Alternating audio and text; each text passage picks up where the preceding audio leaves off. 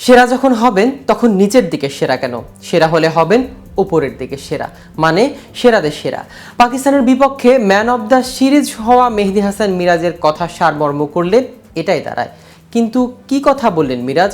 কোন কৌশলে সেরাদের সেরা হবেন? পাকিস্তানের বিপক্ষে ব্যাট করে দুর্দান্ত পারফরমেন্স করা টাইগার অলরাউন্ডার মেহেদী হাসান মিরাজ। এ বিষয়ে বিস্তারিত থাকছে প্রতিবেদনের বাকি অংশে। কেটিভি ক্রিকেট চ্যানেল থেকে আপনাদের সাথে আছি আমি মাহমুদুর রহমান সিয়াম।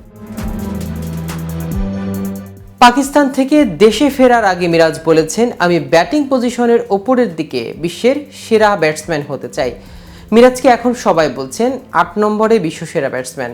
এই নিয়েই প্রতিক্রিয়া জানতে চাওয়া হলে তিনি বলেছেন, আমি তো আরও উপরে খেলতে চাই, আরও দায়িত্ব নিতে পারলে, আরও উপরের দিকে খেলতে পারলে ভালো লাগবে। তবে দলের কম্বিনেশন আগে, আমাকেও নিজের উন্নতির জন্য বড় আকারের ভাবতে হবে, নিজেকে বড় চ্যালেঞ্জের জন্য প্রস্তুত করতে হবে।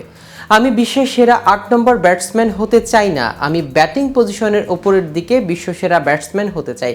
মিরাজের আরও একটি স্বপ্ন আছে। ২০২১ সালের ওয়েস্ট ইন্ডিজের বিপক্ষে চট্টগ্রামের প্রথম টেস্ট সেঞ্চুরির পর বলেছিলেন একদিন বাংলাদেশের ১ নম্বর অলরাউন্ডার হবেন তিনি। সেই স্বপ্ন এখনও দেখেন, তবে এ নিয়ে তাড়াহুড়া নেই। পরিশ্রম করে আর পারফরমেন্সের ধারাবাহিকতা ধরে রেখেই নিজেকে সেই জায়গায় নিতে চান মিরাজ। বাংলাদেশ দলের অন্যতম ভরসা এই অলরাউন্ডার বলেন, আমার ব্যাটিং গড় বাড়াতে হবে, প্রতিদিন ভালো করার চেষ্টা করতে হবে।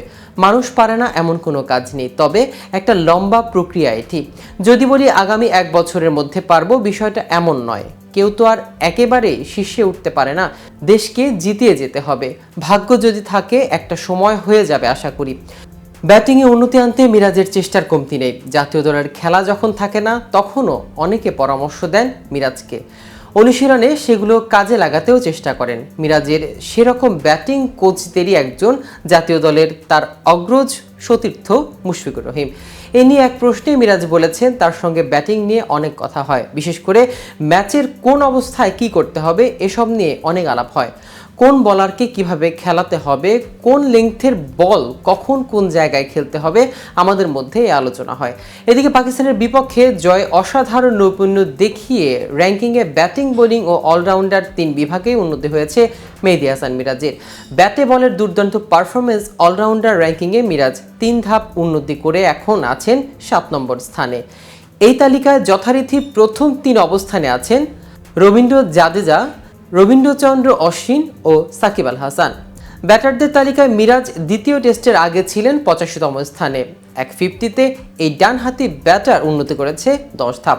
মিরাজের উন্নতি হয়েছে বোলারদের তালিকায়ও, ১ ধাপ এগিয়ে এখন আছেন ২২তম স্থানে। তো ভিউয়ার্স, ভিডিওটি সম্পর্কে আপনাদের কোনো মতামত থাকলে আমাদের কমেন্ট করে জানাতে পারেন। সাথে সাথে নিয়মিত ক্রিকেট আপডেট ও ইনফরমেটিভ ভিডিও পেতে কেটিভি ক্রিকেটের সাথেই থাকুন। ধন্যবাদ সবাইকে।